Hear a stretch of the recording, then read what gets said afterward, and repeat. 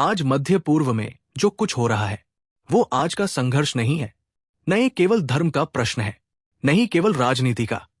इसकी कहानी आरंभ होती है सन 1916 में एक गुप्त समझौते से, एक ऐसी रेखा से जो मानचित्र पर खींची गई थी और जिसका दर्द 100 वर्ष बाद भी महसूस किया जा रहा है। यह है उस इतिहास का सच। सन 1916 विश्व प्रथम विश्व युद्ध की अग्नि में जल रहा था। उस समय ओटोमन साम्राज्य सदियों से मध्य पूर्व पर शासन कर रहा था, किंतु वो अब दुर्बल हो चुका था और यूरोप की दो शक्तियां ब्रिटेन और फ्रांस इस अवसर की प्रतीक्षा कर रही थी। उन्होंने विचार किया, यदि ओटोमन साम्राज्य गिरता है तो उसकी भूमि का भविष्य क्या होगा। एक बंद कक्ष, एक लकड़ी की मेज, उस पर फैला हुआ एक विशाल मानचित्र और दो व्यक्ति, मार्क साइक्स और फ्रांसवा जॉर्ज पिको। इन दोनों ने एक गुप्त समझौते पर हस्ताक्षर किए।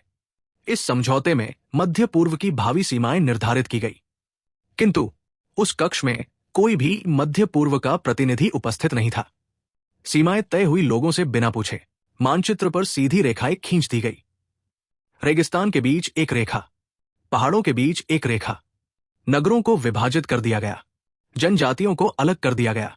धर्म, जातीय पहचान, इतिहास, किसी को ध्यान में नहीं रखा गया। केवल एक बात महत्वपूर्ण थी, यूरोपीय हित। मध्य पूर्व केवल एक भूभाग नहीं था, यह विभिन्न संस्कृतियों का संगम था। सुन्नी, शिया, कुर्द, अरब, ईसाई समुदाय, लोग सदियों से साथ रह रहे थे।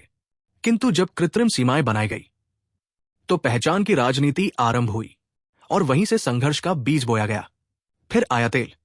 सन 1930 के दशक में जब तेल की खोज हुई तो सब कुछ बदल गया।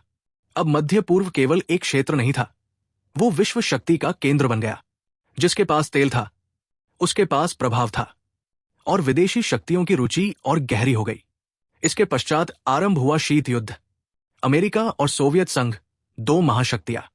मध्य पूर्व उनका प्रत्यक्ष युद्ध क्षेत्र नहीं, बल्कि अप्रत्यक्ष संघर्ष का मंच बन गया।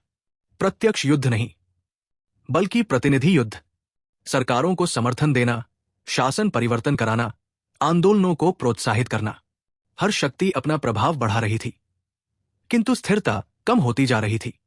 आज जब हम समाचारों में देखते हैं बम विस्फोट, गृह युद्ध, शरणार्थी संकट, तो हमें लगता है कि यह सब अचानक हुआ है, किंतु सत्य यह है, ये 100 वर्ष पुराने निर्णयों का परिणाम है। कृत्रिम सीमाएं, तेल की राजनीति, शीत युद्ध का हस्तक्षेप, ये एक जटिल श्रृंखला की प्रतिक्रिया है। इतिहास सरल नहीं होता। इस संघर्ष में केवल एक दोषी नहीं है, ये शक्ति संघर्षों का परिणाम है, रणनीतिक भूलों का परिणाम है। और सबसे महत्वपूर्ण बात, जब सीमाएं मानचित्र पर सीधी रेखाओं से बनाई जाती है तो वास्तविकता कभी सीधी नहीं होती। मध्य पूर्व का ये इतिहास हमें एक सीख देता है, यदि हम इतिहास को अनदेखा करेंगे तो वो वर्तमान बनकर लौटेगा। ये थी मध्य पूर्व की वो कहानी जो अक्सर सुर्खियों के पीछे छिपी रह जाती है। यदि आपको लगता है कि इतिहास केवल अतीत नहीं बल्कि वर्तमान भी है, तो जुड़े रहिए स्टोरी लाइन भारत के साथ।